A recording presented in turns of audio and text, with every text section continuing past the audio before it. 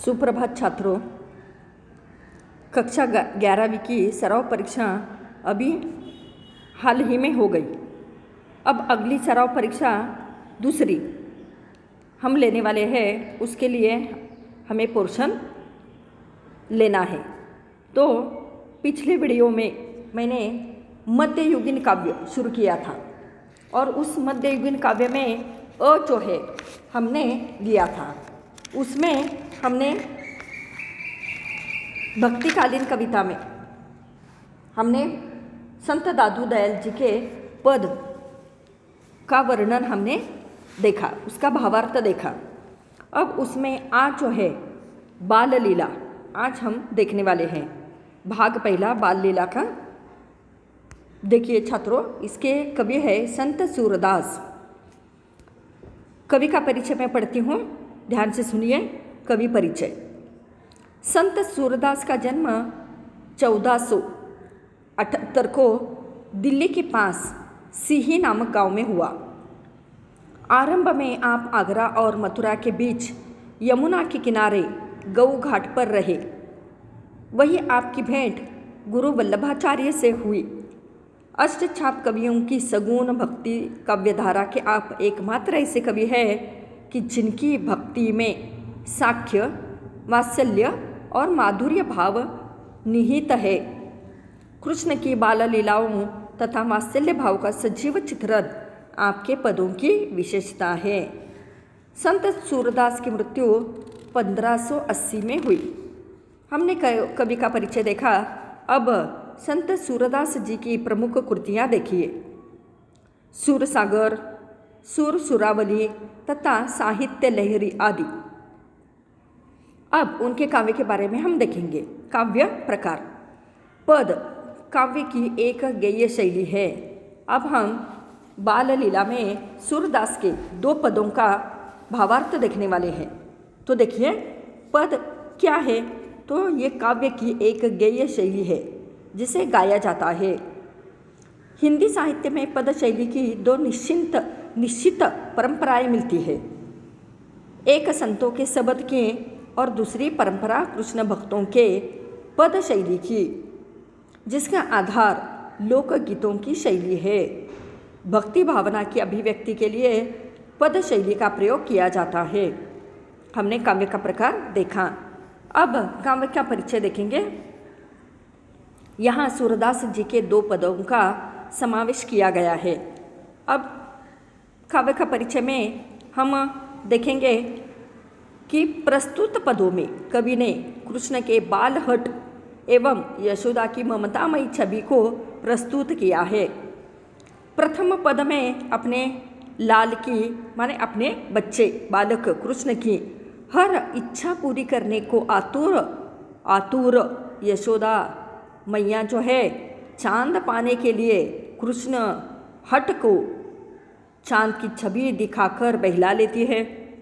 बालक कृष्ण जो है चांद मांगते हैं अपनी माँ से, तो चांद की छवि दिखाकर अपने बच्चे का दिल जो है बहला लेने वाली माँ का वर्णन, यशोदा मैया का वर्णन पहले पद में किया है। चांद को देखने पर कृष्ण की मोहक मुस्कान देखकर माँ यशोदा बलिहारी हो जाती है, बहुत ही खुश हो जाती है। द्वितीय पद में माँ यशोदा कृष्ण को कलेवा करने के लिए दुलार रही है। बच्चे खाना खाते नहीं हैं तो माँ को उसकी मनोहार करनी पड़ती है। उसके पीछे पीछे थाली लेकर घूमना पड़ता है। उनकी पसंद के विभिन्न स्वादिष्ट व्यंजन सामने रखकर वह मनोहार कर रही है। इसी प्रकार दूसरे पद में कृष्ण की ये जो बाल लीला का वर्णन जो है सूरदास जी ने दूसरे पद में किया है। अब देखो, यहाँ पर मैं 2 पदों को पहले पढ़ती हूँ, फिर हम एक एक पद जो है उसका अर्थ शब्दार्थ देखेंगे और उसका भावार्थ देखेंगे। यहाँ सूरदास कृष्ण भक्ति करने वाले सर्वश्रेष्ठ कवि माने जाते हैं। सूरदास को हिंदी साहित्य के आकाश में सूर्य जैसा माना जाता है। सूरदास ने भक्ति वर्णन, श्रृंगार वर्णन अपने पदों में किया है। अब देखो, बाल लीला में छोटे कृष्ण के जिद का वर्णन किया है। छोटे कृष्ण की जिद के सामने, हट के सामने यशोदा मैया के विचार किस प्रकार के हैं यह बताया है। प्रस्तुत पदों में कृष्ण हट और यशोदा की ममतामयी छवि को पहले पद में प्रस्तुत किया है। प्रथम पद में अपने लाल की इच्छा पूरी करने के लिए यशोदा मैया चांद पाने के कृष्ण के हट को चांद की छवि दिखाकर बहला लेती है। फिर चांद को देखने के बाद कृष्ण की मोहक मुस्कान देखकर माँ यशोदा बलिहारी हो जाती है। तो इसी प्रकार का वर्णन हम पहले पद में देखने वाले हैं। अब देखिए, मैं पहले और दूसरे पद का वाचन करती हूँ। पहला पद देखो, बार बार जसुमती सुत बोधती, आऊ चंद तो ही लाल बुलावे, मधुमेवा बकवान मिठाई, आपुन खये है तो ही खवावे।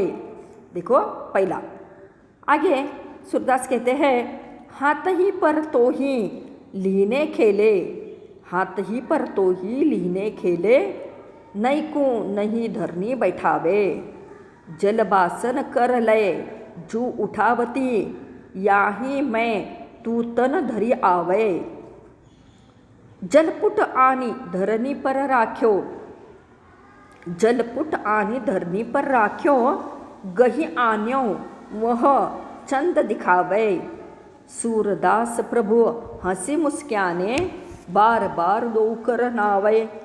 तो इसी प्रकार यहाँ माता जो है यशोदा मैया का उन्होंने वर्णन किया है कि किस तरह से कृष्ण जो है अपनी माँ से हट करते हैं चांद पाने के लिए। तो माँ यशोदा मैया क्या करती है, कृष्ण को चांद की छवि दिखाकर उसका मन जो है बहला लेती है, और चांद को देखने के बाद कृष्ण की मोहक मुस्कान देखकर माँ यशोदा बलिहारी हो जाती है। इस तरह का वर्णन पहले पद में किया है। अब दूसरा पद मैं पढ़ती हूँ, देखिए ध्यान से सुनिए, और फिर हम एक अगले भाग में पहले पद का भावार्थ देखेंगे और उसके बाद अगले भाग में दूसरे पद का भावार्थ देखेंगे। अब दूसरा पद देखिए किस तरह का है। उठिए श्याम, क्या कहती है माँ, देखिए यशोदा मैया अपने बालक कृष्ण को, उठिए श्याम कलेऊ की जय, मनमोहन मुख निरखत जी जय, खारिक दाख खोपरा खीरा, खारिक दाख खोपरा खीरा, केरा आम उक रस सीरा। अपने बच्चे को क्या क्या देना चाहती है देखिए यहाँ पर।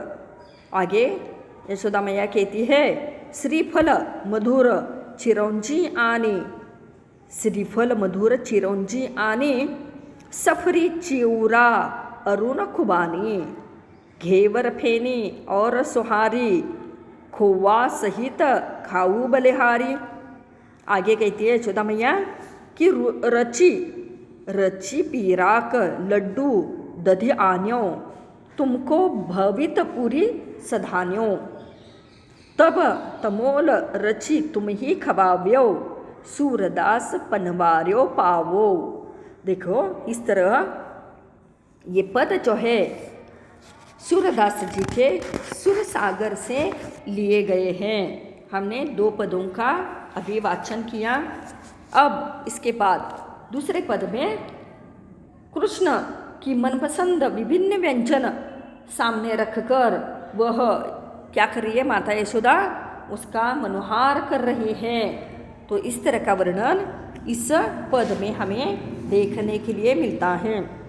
देखिए छात्रों, यहाँ ये जो भाषा है सूरदास जी की भाषा जो है ये ब्रज भाषा है, इसलिए आप जब ये पद पढ़ रहे हो या सुन रहे हो तो तुम्हें बहुत कठिन लग रहे होंगे पढ़ना भी और उसका भावार्थ भी, लेकिन बहुत ही आसान है।